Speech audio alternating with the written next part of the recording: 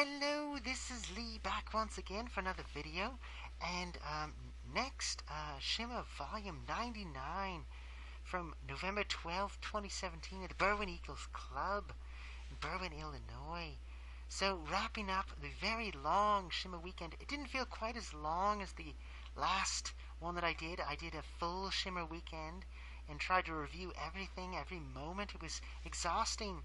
I think I got a lot more rest. I got a lot more food. There was no after parties to, sit around and wait for pizza, which is kind of too bad. There was no fan fest. So, it was a little easier, I think, this time. The shows were slightly shorter. Certainly in the previous volume we had the Allison Kay match was cut short due to injury, real life injury. But overall, a very enjoyable evening. And I would say Volume 99 is no exception. It was definitely good.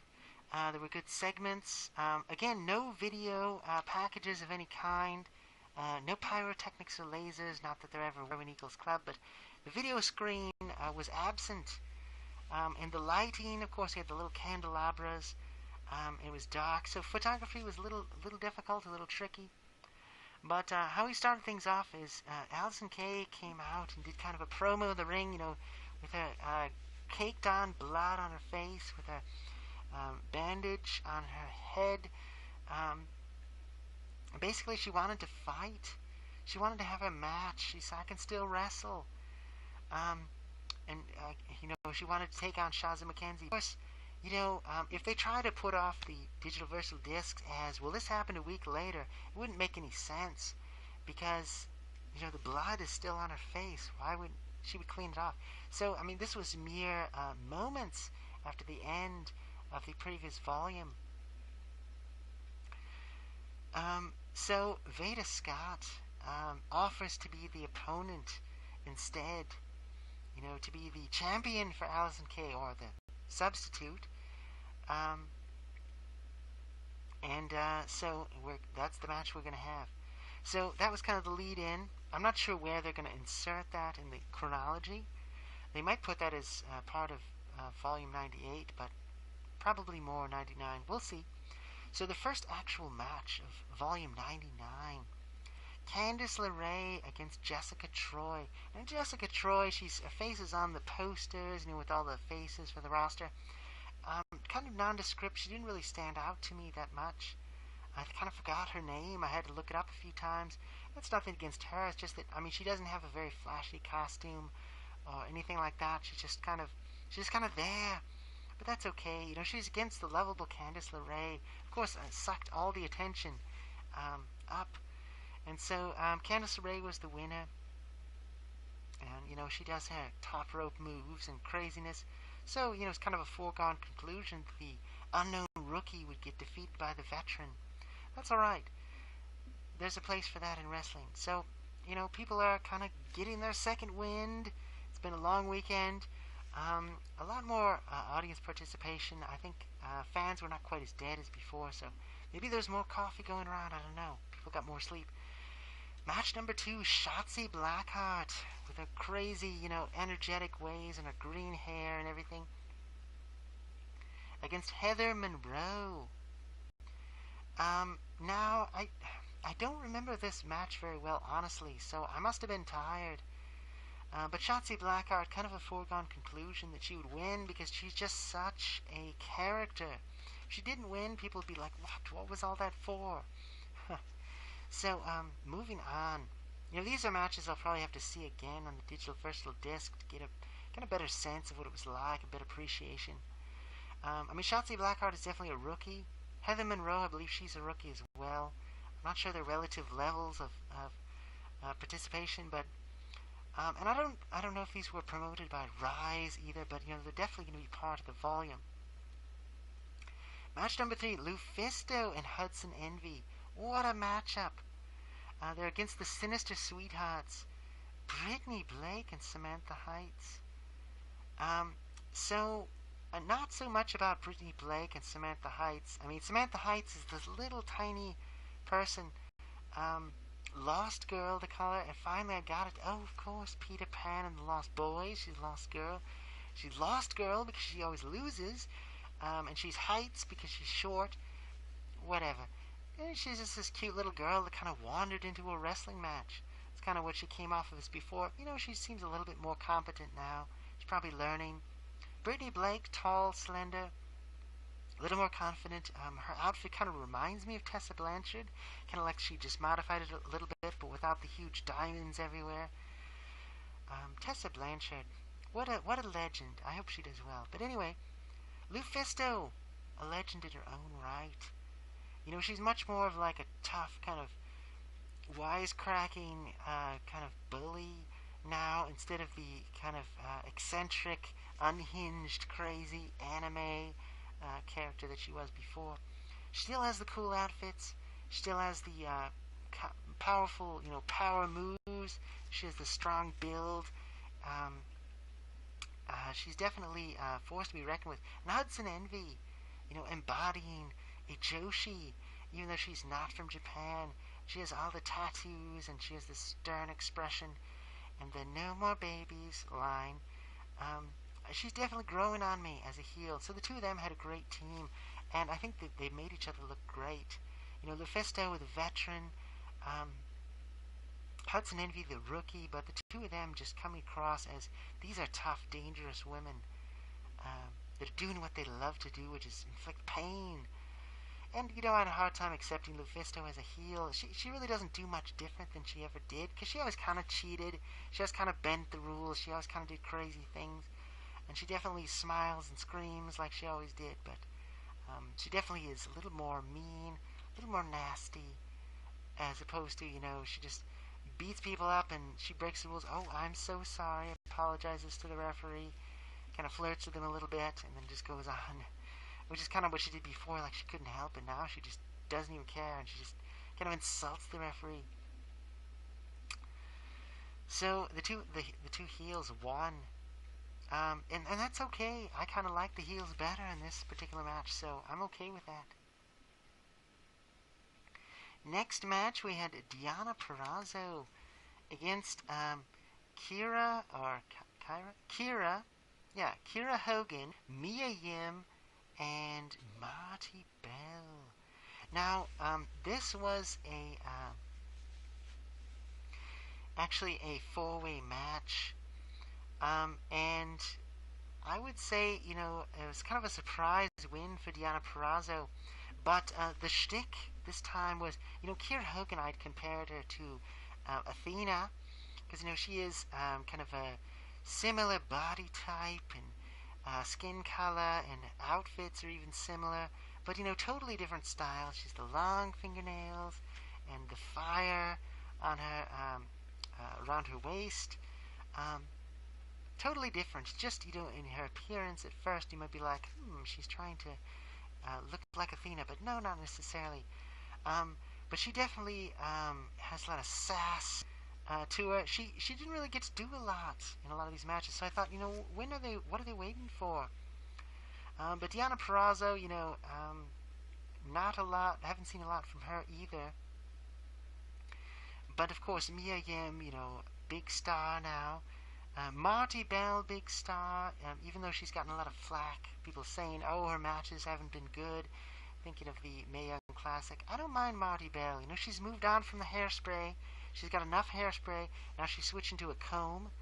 So she comes out with a comb, a little hair pick. So she's going to get that hair done, and maybe the next iteration, I don't know if it'll be a hair dryer. I think I made that joke already. But Marty Bell, and she's kind of the voice of reason. I kind of like her. I think if she works on her jokes, Marty Bell will really be someone to watch in the future. They're all kind of getting their bearings. But what happened was, in this match, what started to happen is that Kira Hogan and Marty Bell had this back and forth. Like, I can do this move. No, I can do this move. I can do it better. I can do it better. No, you're stupid. You're stupid. So at first they were working together, and then they started to grate on each other, and so they recreated, the Tessa Blanchard, Vanessa Craven, or Shazza Mackenzie Veda Scott, breakup, just in microcosm, in just one match. They went through all the stages of being friends to being enemies. And this allowed Deonna Purrazzo to sneak in there and get the pin by getting, yeah, it was actually a submission hold on Kiera Hogan. Now, Kiera Hogan, I didn't even know her name. I had to wait till the intermission and be like, what? Oh, there's her name. Okay. So I don't know if I just missed it or what. Now, I hate to do this to the rookies because, they come out. They need to do a little bit more to promote them sometimes. And that's why those video packages help, because they can say, hey, my name is so-and-so. I like to do so-and-so. And so you have that in mind, rather than, they just kind of have to tell the story in the ring, which, they do it fine. But it was funny at the end, Kiera Hogan, she came out, she was just bitter and angry. And she said, you cost me the match, Marty Bell, and not only that, you broke my nail. And I don't know if it was just kind of hanging on one of these fake long fingernails. She kind of pulled it off and she threw it. And I don't know if it's going to, hit her in the head in slow motion on the digital versatile disc, but it's just funny you could see her throw it. So, yeah, great job. Definitely has potential. Kiera Hogan has potential, and Marty Bell showing more and more what she can do. So, enjoyable match, and again, not unfriendly tag finally. So once again, they did the right thing. Next, we had the Heart of Shimmer title match. Shazza McKenzie against Veda Scott, the heel. And, they had a pretty decent match. Back and forth. Veda Scott, a lot more respect for her. I think I like Veda Scott more than I like Shazza McKenzie. So rooting for the heel, not really, but, kind of on the inside, just enjoying what she can do. The two of them no longer rookies, but I think Veda Scott just definitely has the character. I mean, Shazza McKenzie's character is, I'm cute, and she does a little thing like this, and she kind of tosses her hair. A lot of the heels made fun of her this weekend, mocking her, imitating her, doing submission holds on her and going like this, because she kind of tilts her head like that to, I'm cute. She does a very youthful appearance. But anyway, Veda Scott was defeated, of course, because I feel like Shazza McKenzie has to have her Heart of Shimmer championship for a while, so she defeated her. That's how it goes. The heels lose and faces win, fair and square. I do like the submission holds. They're kind of a favorite of mine in the gaming world. So now we have for the sixth official match of the night on this volume, we have Fire and Nice, not Fire and Ice. And that's Britt Baker, not Brittany Blake, not to be confused with her. Although I probably got confused and probably said something to that effect somewhere in these reviews. And Chelsea Green. So the two of them, both tall, slender. Chelsea Green with blonde hair, Britt Baker with darker hair, kind of a Tessa Blanchard-esque outfit, kind of dark outfit. But the two of them, look like, they just similar builds and everything. Against Ayu, have you say her name, Kazuki, with her smiling face, and her other smiling partner, Hiroyo Matsumoto. Now, I totally assumed the Joshi would win this one, but the Fire and Nice team won. But, they've been promoting these women for a while, so it's kind of like they had to win. They had to get something. Hiroyo Matsumoto doesn't always win. But, she definitely... There was a moment... I'm trying to think if it was this match. I think it had to be. There was a moment where, Kazuki had her wings, and Hiroyo Matsumoto put her up on her shoulders. So she had this other woman on top of her shoulders, and then she had the Godzilla mask on top of her partner's head. So it looked like this Godzilla with these giant wings. So it looked like, it wasn't Ghidorah, King Ghidorah from Godzilla fame, but it was kind of like, this could be some kaiju, monster, the two of them. So it was just amusing. They do their little thing. Kazuki, she'd do little dance moves when she came out, and more than one occasion when the fans would throw the streamers, she would actually twirl the streamers on her, like stick, wing, prop. She would actually twirl them, and people would go, whoa, and cheer. So she's definitely a show woman, showing off, skills, dancing, performance, not just wrestling. Wrestling is performance art. It is. It's a fake competition of athletic, skill demonstrated, masquerading as a fight, staged fight. But there's other skills that come involved. So, definitely showmanship by both of them and humor. Just an enjoyable team. So even though the fact that they lost, I'm still, I still enjoy seeing them. And so, it's alright. The Joshi test, these two women passed, firing nice. Yeah, poor Kazuki. But, she smiled all the way through it. So, wish her well. Next match, Hikaru Shida against cheerleader Melissa. Now, of course, Shida, going for that leg. She just keeps getting the leg damaged. I think there's only 1-2 times where she just kind of it's like she just forgot. Like, oh, doesn't even hurt. She does the move, but then after the move, it's like, ah. See, all of Hikaru Shida's moves favor that leg, that injured leg, that, wounded leg that everyone keeps attacking. And of course, Melissa's going to go for it. Melissa's she's an OG. She's a fighter. She's a brawler. She's a veteran. She's a legend. Future legend. Forget it. She's a legend now. Legend in her own time. Not just in her own mind. But cheerleader Melissa, she doesn't, she's not arrogant. She doesn't brag. She just does it. So she's becoming more of a face, a tweener, I guess.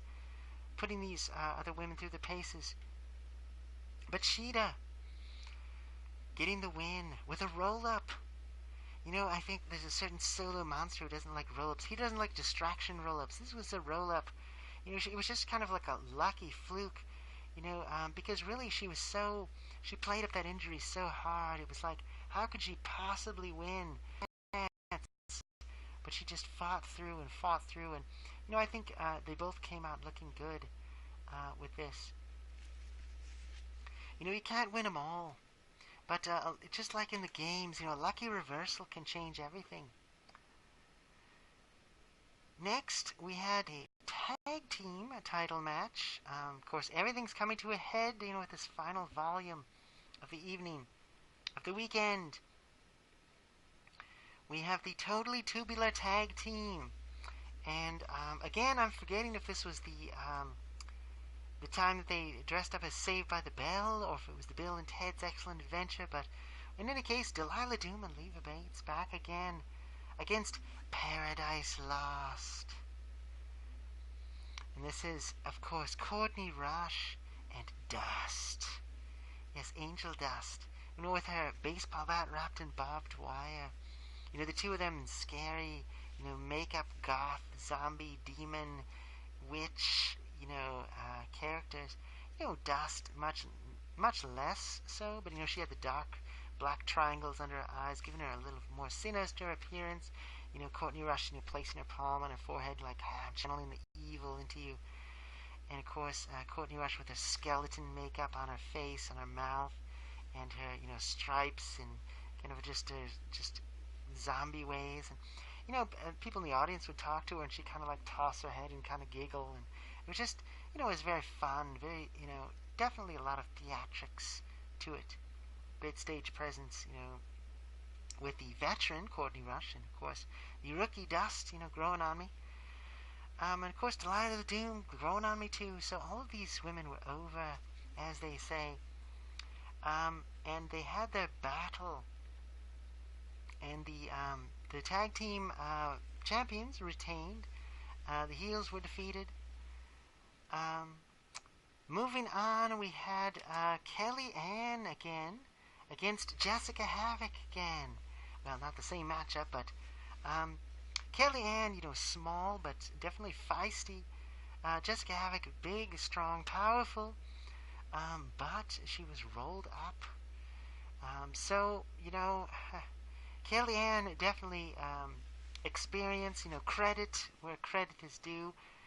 I used to like Jessica Havoc a lot more, I think, with her scarier personality, but, she's become more of a face, and of course Kelly Ann, definitely a heel, but a heel that definitely wants audience approval. So, did she get boos for beating, the fan favorite?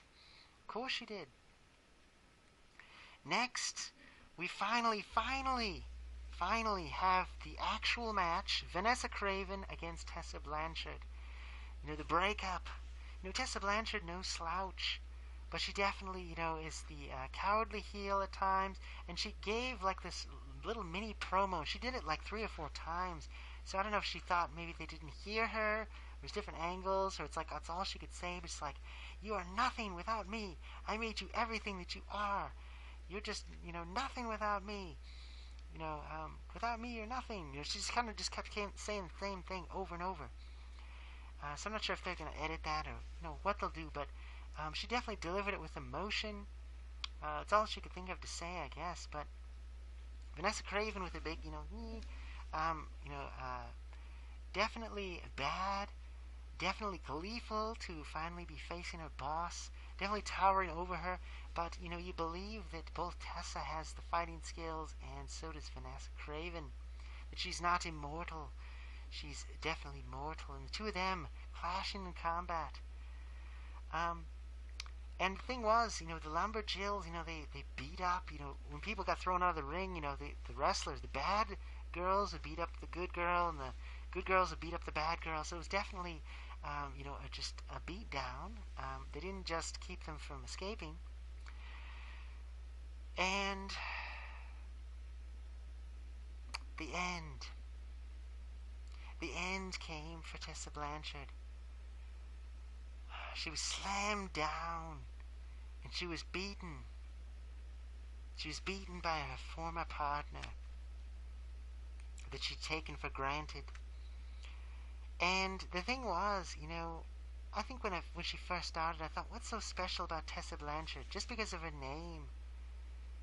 She was such a coward and everything. But, I grew to like her. I kind of sympathized with the smarks that were praising her all night long. Come on, Tessa, you can do it. And, I'm not sure if this moment is going to be caught in the digital virtual disc, but Tessa Blanchard, when she was just kind of recovering, people were telling her, you're out, you're done, you're defeated. She said, she's kind of looked, and she wasn't even looking into the hard camera, but she just said, goodbye. She just kind of said goodbye. And I thought to myself, that seemed real. That seemed like a real moment. Like, she's definitely leaving Shimmer, and she's going on to other things. And that was her match. That was her swan song. She's done. So I gotta say, I'll miss her. Wherever she goes, I'll be curious to see, how she does. I'm sure she'll do well. So I wish her the best, Tessa Blanchard, if she's moving on. And I'm trying to think if I even tried to get her autograph. I didn't see her. And I didn't see Mercedes either. But I'll get to that. So, kind of a bittersweet moment. She gets defeated, but you're kind of like, that's it.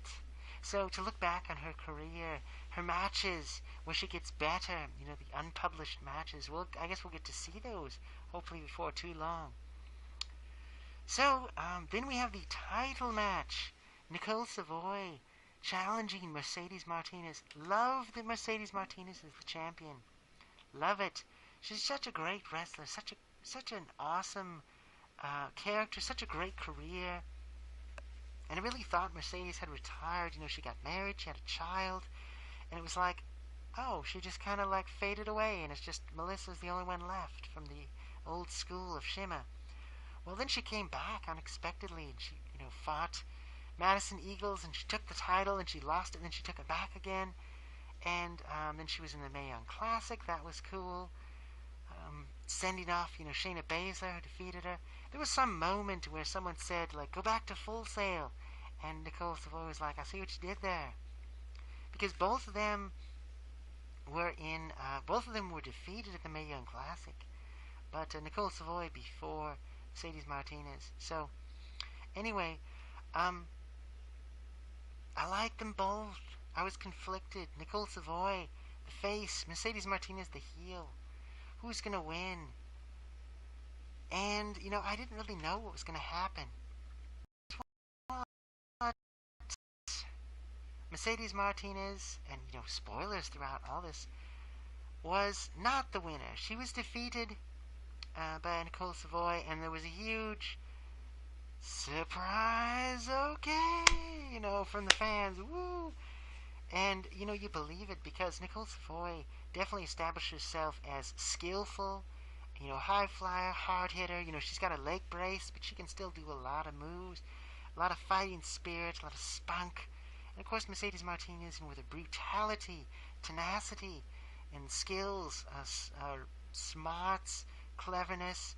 The two of them just definitely putting their all into the match. I definitely believed it. And, the thing is, what had happened is Aja Kong had been kicked out. She had been kind of the valet when she wasn't, she was either wrestling or she was the valet of Mercedes Martinez, in her street clothes, definitely using some moves, doing some attacks on the outside and things like that. Well, Aja Kong was kicked out of the building. She was, the referee finally had enough. Get out, you're expelled, you're excluded. And, I was kind of sad because it's kind of like she went to the back and got in her car and drove off, I guess, because we didn't see her again. Except, well, we got to see her for the autograph signing, but it was like that was the end for Aja Kong's participation in the Shimmer weekend. But of course, without Aja Kong to help her, I mean, Mercedes Martinez never needed her, but it was kind of like that was putting it over the top.